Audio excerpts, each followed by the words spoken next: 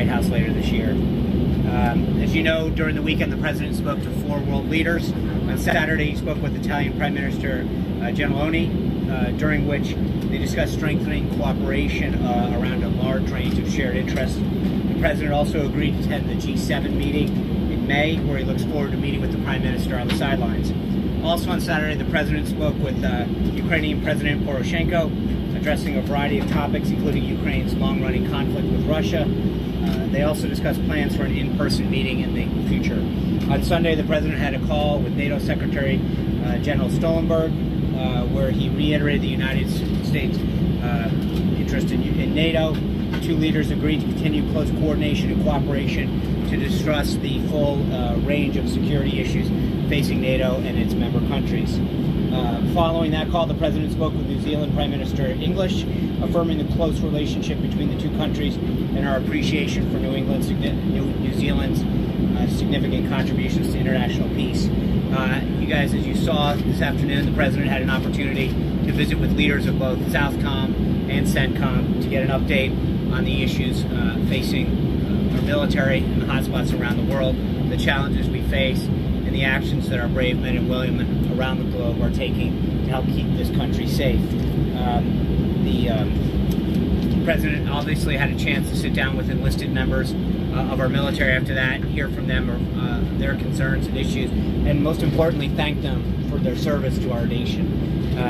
Tomorrow, we have a delegation that is heading out to attend the inauguration of Haitian President in Port-au-Prince. The State Department's Undersecretary for Political Affairs, Tom Shannon, will lead the delegation, which includes representatives from both the State Department and the White House. The president is also looking forward to welcoming the Prime Minister of Japan this Friday, and we'll have further guidance on that visit this weekend. With that, I take a few questions. Steve. Sean, can you give us an example of a terrorist attack anywhere that the news media has not reported on? We'll provide a list later. There's several instances, and the president again got a great update today on the fight against ISIS that's going on throughout the region and what our military is facing throughout this globe trying to combat ISIS. But there's a lot of instances that have occurred where I don't think that they've gotten the coverage it's deserved, and I think that's what the president was clearly referring to there. Steve.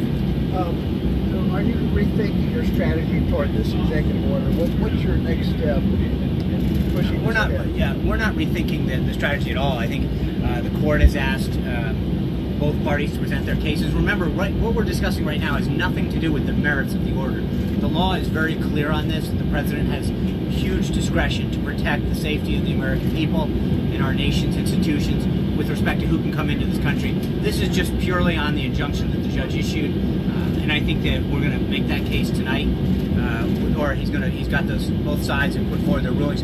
But again, this is when you look at the case in Massachusetts or the judge in Massachusetts.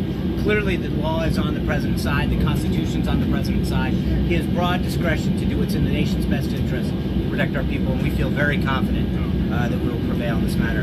So you're not thinking about withdrawing executive order? Oh, absolutely not. No.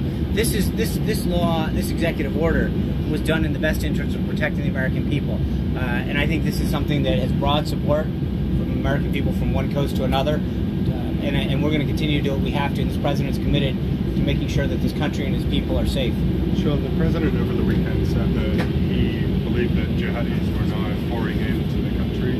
Is there any evidence to suggest that that's true, or is that what intelligence is telling him? Well, I think part of the reason he issued the order the way he did was to ensure that people didn't have an advance notice, and he protected the country and ensured that we have an idea of who's coming in and out of this country. Is anybody coming in? I'm not going to get into specific information that the president has. Needless to say, again, that his number one priority is to do what he can to keep the American people safe.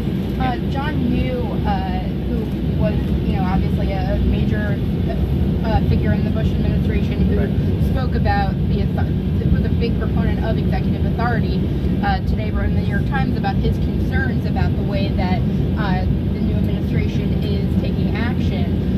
What do you say to him? Well, again, I think if you look at Secretary Kelly's comments from last week, this was an action that was fully coordinated through departments to make sure that everyone understood what we were going to do, to make sure it was compliant, that it was in the best interest of keeping America safe. Mr. Hughes obviously spent some time in the Justice Department, and I think he should understand better than anybody that we took all the necessary steps and did it in a way protected the country. You said, just to be clear, before you said that you're going to follow up later with what the unreported. I think there's Underreported or underreported? Underreported. Underreported. Yeah. And what are the reasons? The president said that we all know what the reasons are. Well, I think that look, I think the president's comments were very clear at the time. He felt as though members of the media don't always cover some of those events to the extent that other events might get covered. That a protest will get blown out of the water, and yet an attack or a foiled attack doesn't necessarily get the same coverage. He's doing what he can to protect this nation, to protect our people, and that's why I think sometimes the polls don't reflect what you see on the media. You see a wide degree of support for the president's policies to protect this country, to create jobs, to grow the economy, and yet a lot of those stories and successes that he's had in a mere 2.5 weeks in office aren't exactly covered to the degree to which they should be. So he thinks that these terror attacks are underreported to make him look bad? No, that's not what he said at all. I think his statement was very clear on that. Yeah. You How are you gonna have prevent this, Don a John? plan to reinstate extreme vetting. What? Of extreme vetting of refugees. Is there a plan to reinstate it? To reinstate it? Reinstate, yeah.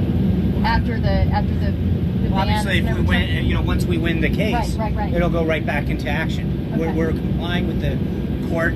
Okay. Once we prevail, Okay. it'll go right back into action. Okay. And again, part of that plan was a 90-day and 100-day plan, respectively, with respect to refugees and the people coming in, to make sure that we took the steps and developed a further plan to protect the country. Whether we add people or go more stringently in other aspects is up to part of what is determined during that period. Sean, can you elaborate a little bit on what the president said to Bill O'Reilly about the irregular voter registration list and what Vice President Pence is going to be doing on that? Well, I think it was very clear that he has named Vice President Pence to lead a task force that will look into this. But obviously, when you see so many people that have registered in 2 states, that presents a problem. There are people that have registered in 2 states and been died and been still on the rolls. I think we need to look into this to make sure that we're protecting the integrity of the vote, that one person's vote should count the same as the next. And any attempt to undermine that really undermines anyone else's vote right now. That's the problem, is that we need to make sure that when somebody votes, that we have the highest degree of integrity of that county. Hey, Sean, when the president tweeted this morning, "I call my own shots," was he referring to Steve Bannon's role in the White House or his Time magazine cover? What was he referring to? There was nothing specific, but I think the president, there's been a lot of attempts to discuss how this works. The president's, from day one, back through the campaign, and frankly, his time as a successful businessman, always called the shots. He's the decider. He's the one who develops the policy. He's the one who makes the decisions. And I think that there are so many times when you see things that don't recognize that he is the guy that calls those shots. He develops the policies, he implements the policies, he makes the key decisions. Just to follow up on that, the New York Times said this morning that you're rethinking your strategy of how swiftly to roll out initiatives. Are you? No, look, gonna slow I would things just say down? that story was so riddled with inaccuracies and lies that they owe the president an apology for the way that thing was. There were just literally blatant factual errors, and it's unacceptable to see that kind of reporting or so-called reporting. That is literally the epitome of fake news. What was Part of that story inaccurate? was the detail. You'd start at the top. I don't think the president owns a bathrobe. He definitely doesn't wear one. There was no meetings and conference rooms. I mean, it's just from top to bottom, it made up stories that just don't exist. And I think that's unfortunate for people, but that look to news institutions like that for their news, because it is just not an accurate portrayal of what's really happening. Was You the address president specifically the claim just- about whether he was briefed on the order, the makeup of the NSC? What's that?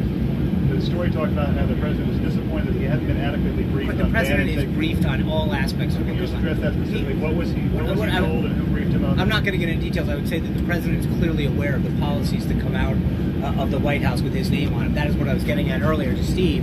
The president's, when it comes to decisions and policy, it's the president who leads, the president who tells us how to implement it. Thank you guys very much. Enjoy the landing. One more question, Real Sean. quick. Thanks, Sean. All right.